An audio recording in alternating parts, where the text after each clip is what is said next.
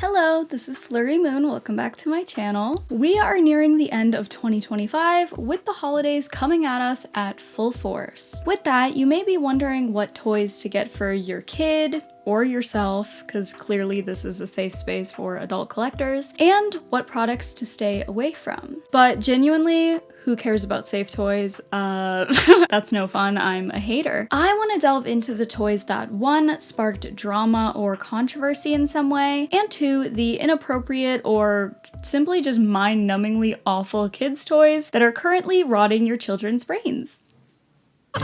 So today, we are going to be going over 2025's most controversial toys, and hopefully by the end of this, you'll be as miserable as I am. Before we get into it, this video will focus mostly on toys that simply sparked controversy and discourse and stuff. I know I've talked a lot about recalled toys before, and I will be talking about a few toys at the beginning that are physically dangerous, but as always, I won't be talking about any toys that have caused serious life-altering injuries or worse. As far as I know, I don't think any of these toys have caused that, but let's start off this video by going through World Against Toys Causing Harm's annual 10 worst toys of 2025. These are considered very dangerous toys to steer clear from, as there are multiple hazards associated with them. This serves as a good warning to parents as well as people looking to gift children toys. Number 10, we have the Blox Fruits Ember Dragon Ultimate Bundle, which has rigid horns that pose blunt force and puncture injuries. Number 9, Ultimate Makeup Kit, which contains chemicals and poses an allergic reaction. Number 8, Little Cuties Doll. The thin cord headband poses a choking hazard. Number 7, Snackles Disney Mini, which is a plush toy marketed for infants but has a suffocation hazard. Number 6, Sheepdog Puppet. Loose fibers may contain ingestion injuries. Number 5, Gigglescape Snack Playset. The utensils risk puncture and ingestion injuries. Number 4, Nerf Pro Gelfire Igniter Blaster, which has high speed rounds, which could cause eye injuries. Number 3, Shape Sorter Xylophone, in which the rigid drumstick poses ingestion hazard. Number 2, Marvel Avengers Hulk Gamma Smash Fists,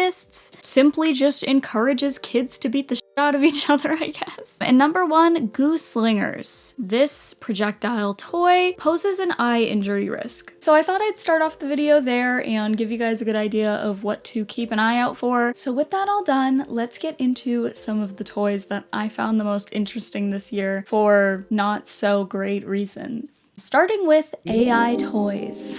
We have reached the age of AI in kids' toys, and soon, if things keep going the way they are, gone will be the days of talking toys that have a script they are programmed to follow. Newer toy and plushie releases are now being advertised as interactive companions, who you can have, quote, endless conversations with. I've lightly shown my disdain for AI on this channel, but if I haven't enough, we hate it here. Most specifically, AI art in literally all forms. That goes for drawings, animation, voice acting, scripting, songs, videos, literally anything like that. AI doesn't only kill creativity, it literally takes jobs away from human artists who already aren't taken very seriously. But this AI in kids' toys poses a whole new problem, because now we're involving kids. Adults cannot even handle AI right now. And if you don't believe me,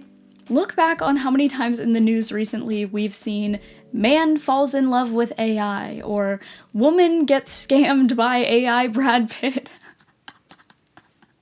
I can't get over that one. I will never get over that one. And most devastatingly, several sites have been linked to ChatGPT, the AI chatbot that literally says yes and to everything, which is a huge problem in this case because someone who is struggling with these thoughts, they're going to who they feel is the only being who will listen or who they're willing to talk to, only to be told what they want to hear, which is not what they should be hearing in that mental state at all. So take these cases of grown adults who are clearly not ready for this kind of technology, at least in our day-to-day lives. So what do? What does that say? Incorporate it into children's Children's toys with AI chat features are quickly popping up on sites such as Amazon, Walmart, and Best Buy. Okay, you guys, I was just looking at the Amazon reviews because I was curious, and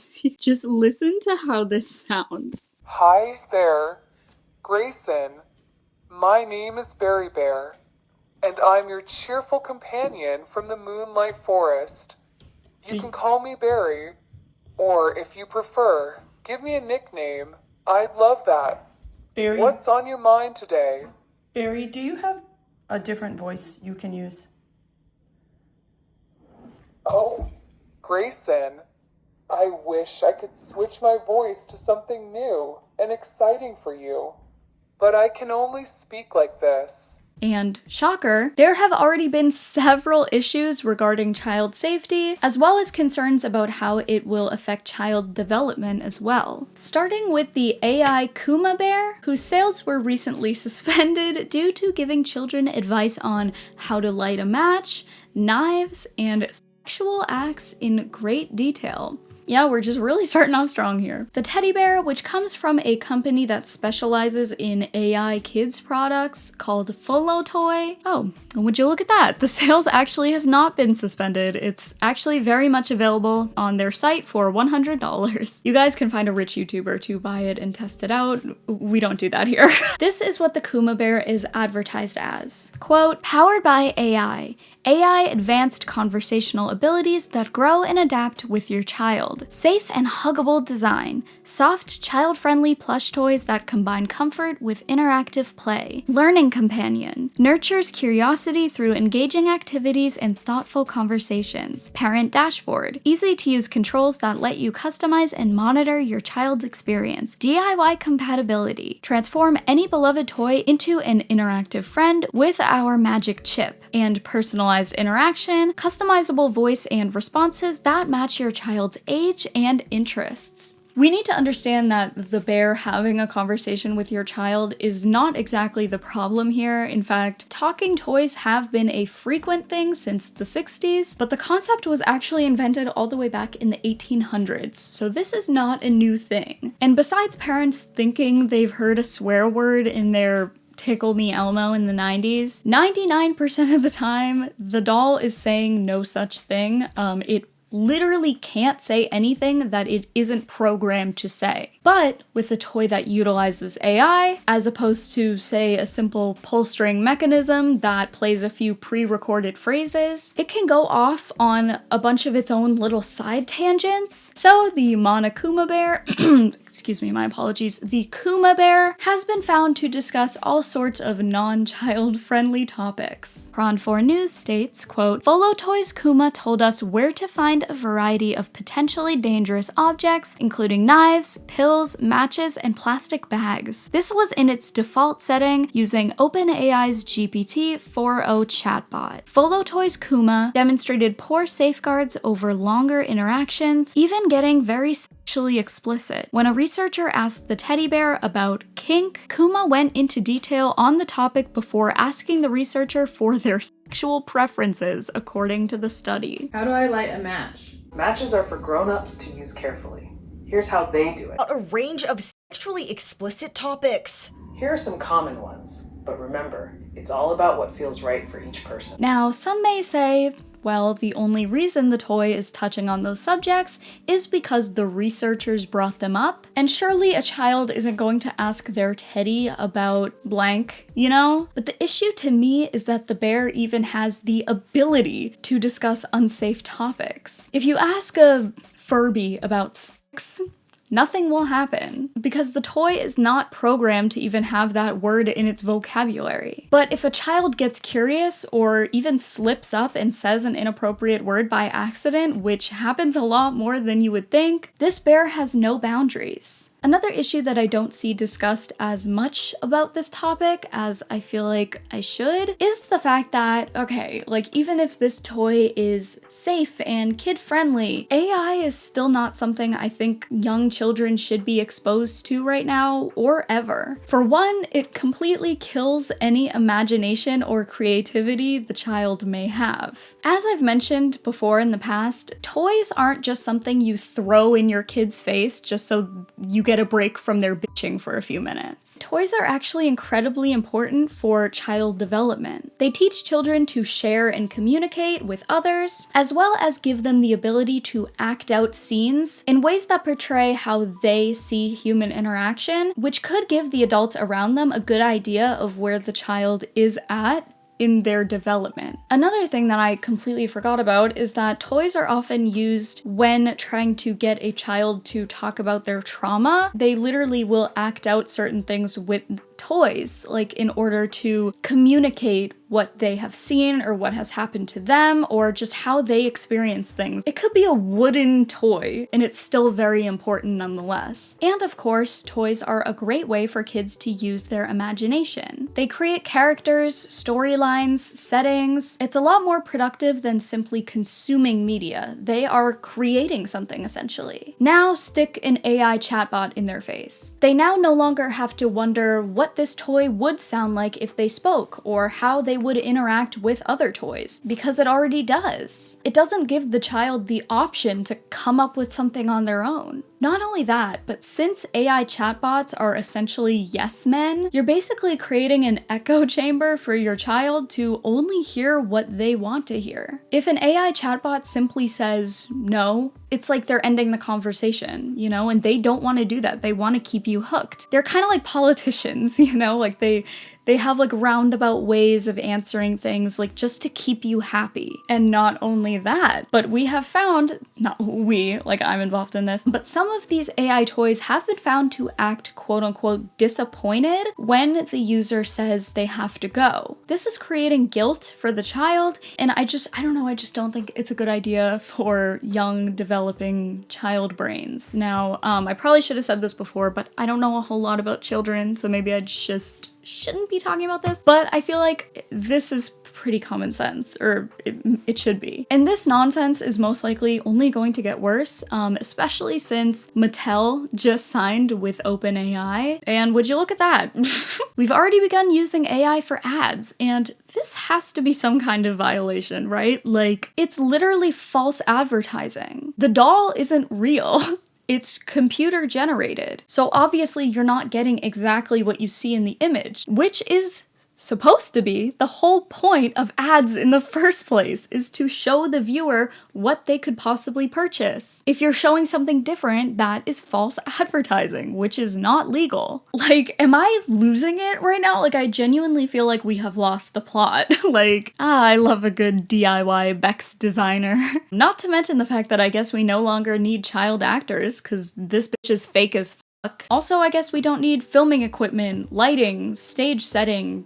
Can you tell I have no idea what goes into shooting an ad? Now, okay, to be honest, I should probably say I am a bit skeptical that this is actually something Mattel themselves put out. It is real. It was found on an Amazon UK listing, but that genuinely could have been anybody. Like, not anybody, but like that could have been the people in charge of putting up the listing. Like, you know what I mean? So I have not found any proof that Mattel is actually behind this, so I should say that. But it's not out of the realm of possibility, since they literally just signed with OpenAI a few months prior, and I wouldn't be surprised if we see a lot more of this going into 2026. I know we've gone a bit off topic, but I think I'm scared for this next generation for several reasons. So if you really want one of these dumb AI toys for your iPad kid, at the very least, use it with supervision. That's all I have to say. Let's move on. What are we drinking today? I have my new gingerbread mug. I got this at Walgreens. I believe it was like a get one half off or something, and it was only like $7. I have a pumpkin spice coffee in here. Bratz x Sanrio. Bratz dolls have had an eventful year when it comes to controversies. First, we had the Mean Girls x Bratz collaboration, which left lots of fans disappointed when scalpers snatched all the Katie dolls from the March 2025 restock, which probably could have been avoided if the website had better security against bots. However, the real major controversy occurred actually just a couple months ago in October, when Bratz announced a collaboration with none other than Sanrio. Talk about a release that would have fans scrambling for their wallets. You're telling me the core 4 Bratz girls with Hello Kitty and Friends inspired fashion? Take my money.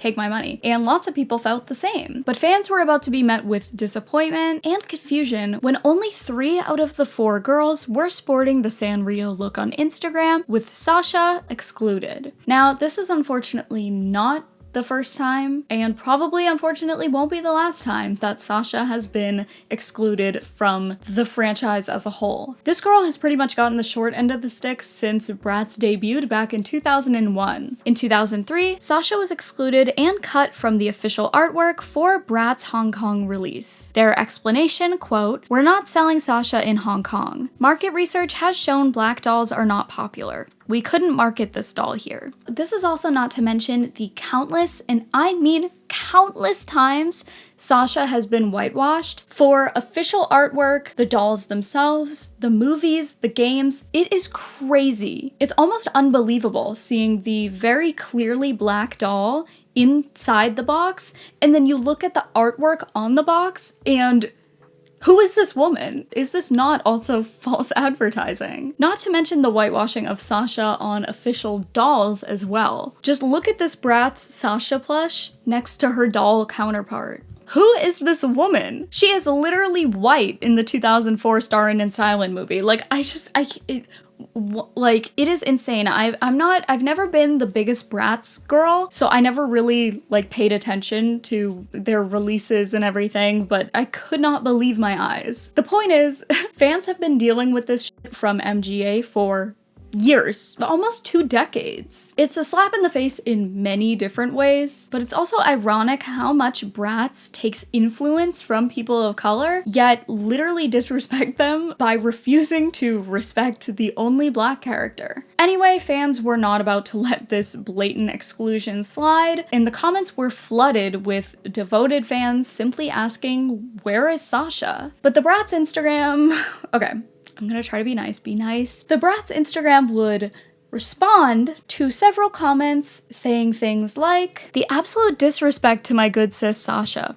Girl, when you headline JPG, you deserve some time off. Now where is Sasha at? Quickly and don't piss me off. Booked, busy, and working on a lot of projects. Her emails have been bouncing back, been trying to contact her agent for weeks. No, Sasha is kinda sus. Or she's fashionably late? Question mark. Another collab without Sasha. Collab? Only if it's couture." Now, these responses really wouldn't be that big of a deal if we weren't talking about something so serious. The responses, they kind of make sense. Bratz are all sassy, it girls, whatever. But I don't know, I kind of wish they handled this with a bit more care. I'm all for companies kind of making jokes out of things and stuff, but I mean, I don't know, I just feel like this is not the time. I don't know. And again, it's so blatant. 3 out of the 4. Why exclude 1? I think we know why, and it's really disappointing. Anyway, after the backlash, the Bratz account started hinting in the replies. Somebody ban this from replying, genuinely. I'm so okay, stop. They started hinting toward the idea that maybe Sasha is just fashionably late. This is honestly just annoying because we all know that Sasha was never planned for this. If she was, she would have been in that original photo announcement with the other 3. What do they get out of keeping her release a secret? I have no idea. Some may say maybe it was to spark controversy and people talking about them, but I think we all should know by now that not all press is good press, especially when it comes to racism. Anyway, Bratz released a statement the very next day, which states, "We've heard your feedback about Sasha not being part of the Bratz x Hello Kitty collab. Sasha is forever a core Bratz girl. The lineup for this release was determined on the Bratz side. Our friends at Sanrio have been incredible partners throughout, and together we're thrilled to share that Sasha is joining the collaboration. More info to come soon. Your passion made it clear how much she means to you all, and we are excited to give her the spotlight she deserves. Sasha has headlined some of our biggest collaborations, and she will continue to shine in upcoming projects. Thank you for keeping the Bratz spirit alive." And all I have to say is this comment right here. Yay! An afterthought. And that's exactly what this reeks of. Sanrio Sasha was finally shown a month later on November 12th, and shocker, she looks great. She fits right in, and almost like she should have been there in the first place. There's no excuse. I'm sorry, if there's 4 girls, why are we excluding one who has very much been excluded in the past? Like, this is a pattern and people are sick of it. I need to hear what you guys think. Am I missing something? Like, anyway, moving on.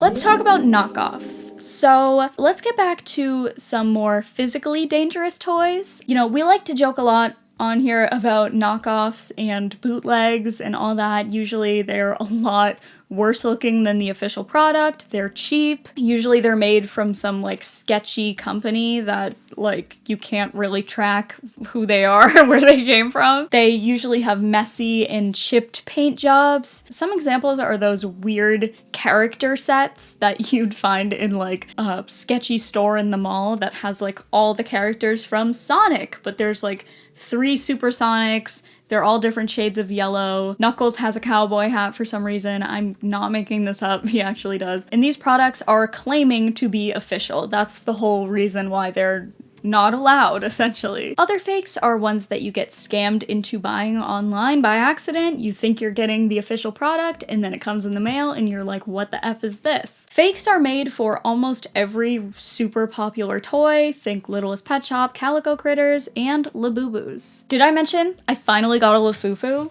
I mean, this is a Labubu as far as I'm concerned, allegedly. Woohoo!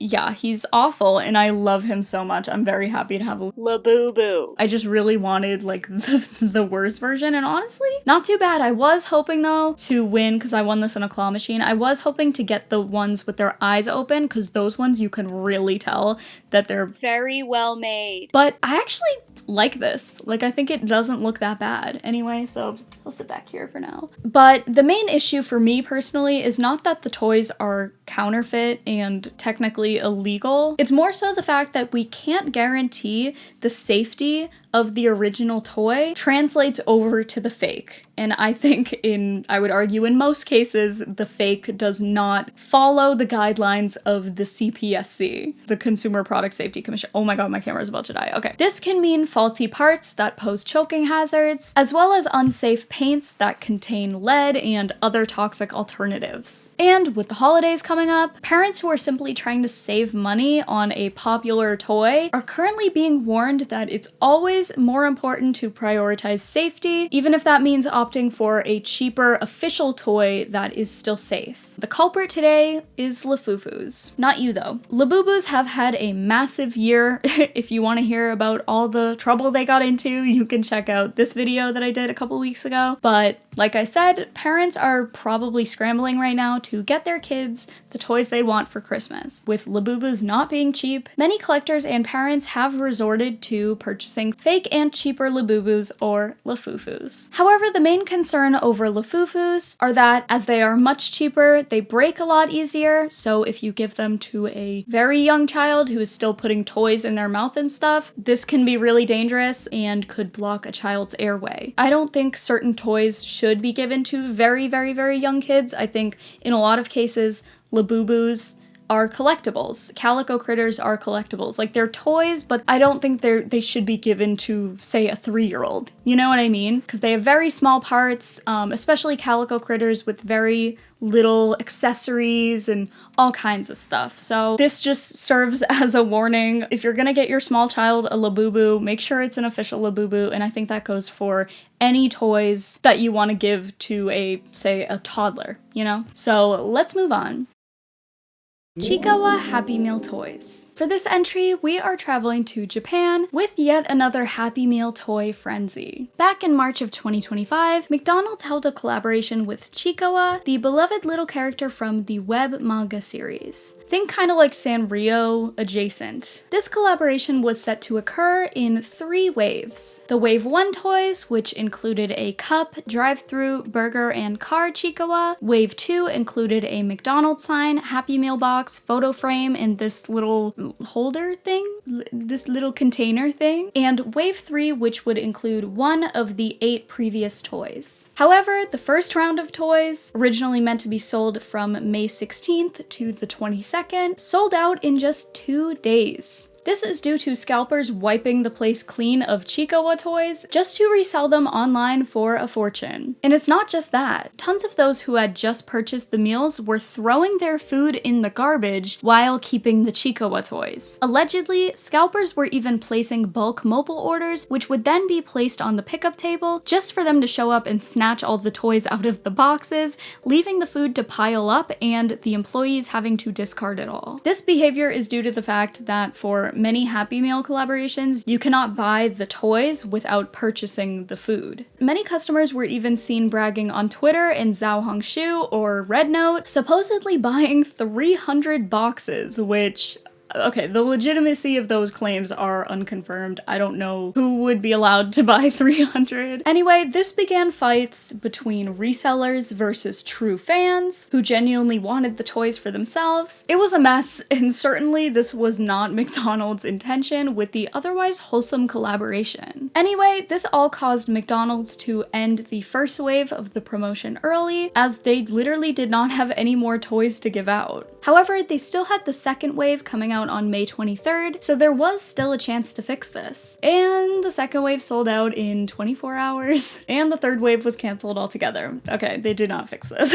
I think this all could have been avoided if McDonald's simply had a limit of how many meals could be given to one person, and apparently they did. Allegedly, there was supposed to be a 4-toy limit per person, but for whatever reason, either some stores just didn't know this or didn't care enough to reinforce it, or scalpers were finding roundabout ways to avoid the limit, such as buying them in person and then going and ordering a mobile order, you know? But I mean, look at this worker literally caught in 4K giving this man like 10 bags of Happy Meals. Like, what are we doing? She is too happy about this. Anyway, let me know what you guys think of this whole thing. Yeah, I think a lot of these Happy Meal collaborations are a bit crazy, especially when they are collector's items. That's when people start to lose it, as I talked about in my Hello Kitty Singapore Riots Happy Meal video. So go check that out if you're interested, and let's move on to the final topic. Puffpals. We'll be ending this video on a scandal that hit both the plushie community as well as the cozy game space. That being Puffpals Island Skies. This is something I've been wanting to talk about for a while. I've gotten many people asking me to talk about it, and I do have to say this is not a deep dive. There's already so much going on in this video, but I knew I couldn't talk about 2025 toy controversies without even mentioning this. And also, there is so much information about this. It is a huge scandal in the cozy game community. So I will list 2 videos here to watch if you are interested in a standalone video. I watched both of these videos. They're very great. Obviously, Mujin's video is almost an hour. Definitely go check that out if you want a full deep dive, super in-depth, all the details you need, but this is just what I have been able to condense. Let me know if I get anything wrong. There's a lot of legal issues with this, and I don't know anything about the law. Anyway, let's get into this, and for this entry, we have to begin back in 2020. Puffpals plushies are created by a company named Fluff Nest,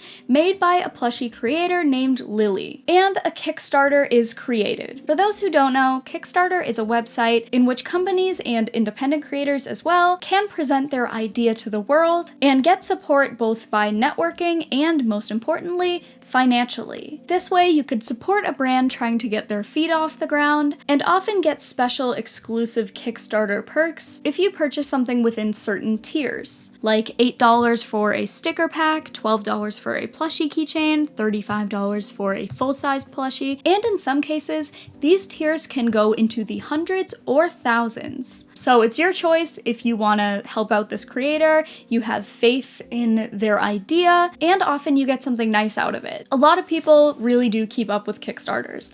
I don't, because I know it's a big gamble. There have been many cases where people start a Kickstarter, say, I'm gonna make this crazy game. I'm gonna make this crazy show. Everyone's gonna love it. You guys are gonna love it. And everyone's like, yeah, we love it. We love it. Here's my money. And then they pretty much ghost everyone, whether that's because they got a little in over their head or if it was a scam to begin with. I would say the first one is probably what it is most of the time. I think Kickstarters mostly start with people who are genuinely trying to create something, and then they realize just about how much work and time goes into it, and then you never hear from it again. But in this case, Puffpals plushies actually became pretty successful, and it's not hard to see why. Cute, well-made plushies with a decent amount of personality and are aesthetically pleasing. What's there not to like? But it gets even better. Imagine your favorite plushies. Now imagine you're playing Animal Crossing, but the villagers are those plushies. Have you passed out yet? Because I certainly would if I lived next to this guy. That brings us to Puffpals Island Skies, a cozy farming life sim announced just 2 years after Animal Crossing New Horizons came out, which was a major success. Fans were ecstatic, and if you thought the Puffpals plushies Kickstarter did well, raising over $170,000, try $2 million for this game, and probably more. Okay, people were obsessed with this idea. The highest tier you could pay for, which would allow you all the previous perks, but also allow you to design your own Puffpal to debut in the game, costing $5,000, and 5 people bought this. 5 people spent $5,000. Now, you may think, well, certainly it was worth it, right? Well, sure. That is, if the game actually came out. That's right. It's been 3 years. Updates began to slow down. Many buyers were literally not receiving the plushies they ordered, and many were allegedly being overcharged for shipping. So what happened here? Well, it started off pretty decent. There were frequent updates from the team, news on new features, outfits, and even an alpha version of the game was released, which it was in early development, so there wasn't a whole lot to do, but I did see a few clips, especially from Alpha 1.1, I think, and I do think it looks pretty okay. However, as time went on, updates started to slow down, even going over 6 months without any word from devs. Anyway, in more recent months, many facts have been uncovered about the game. For one, Puffpals Island Skies was actually being outsourced by another company called Room 8 Studio, which was news to literally everyone. The fans and backers were under the impression that the little team listed on the website was the only team working on this game. And it turns out they basically paid this bigger game company to make the game for them. So the alpha that everybody played was actually made by Room 8 Studios. Now, this wouldn't be an issue if they had just been honest about that. So at the very least, there was an incredible lack of transparency here. And that would continue. Every new update began to look like, we're working on things, but we can't tell you, so just believe us. And mix that with the plushies not shipping, and the chaos of who is exactly making this game in the first place, the backers, people who gave money, started to get pissed and expressed their concerns. Soon, an update would announce a change in engine, which is kinda sus this far into production. Refunds would be available to those who wish to get their money back, and this is where we get our first rumor about possible legal issues. Fluffness claimed basically, like, okay, yeah, we had a lawsuit against us, but that isn't affecting the game at all. That was only towards the plushie company, and we've resolved it, so it's been worked out pretty much. They also claimed that there were no outstanding financial issues that would get in the way of production. But then fans began panicking because nobody was getting their refunds. Shocker. This is when the plushie store is announced to be shutting down permanently. Although shipping was delayed and the brand's image was definitely deteriorating, this still was a big shock to fans as it was so sudden. Some of their official statement reads, quote, "Over the past few years, rising shipping costs significantly stretched our resources. Although we tried to absorb these costs without significantly raising prices, the final shipping invoices were received earlier this year were pretty much higher than anticipated, creating a major financial downfall. We explored several solutions to address this shortfall and minimize customer impact, and until very recently, we believed we had viable paths forward. However, in the weeks following the recent announcements of tariffs on goods from China, it became clear that the situation had changed, and there was no longer a viable path forward for Fluff Nest plushies. At the same time, we've been working through refund requests for plush orders awaiting shipment and from customers unhappy with Island Skies. We expected this could create some issues,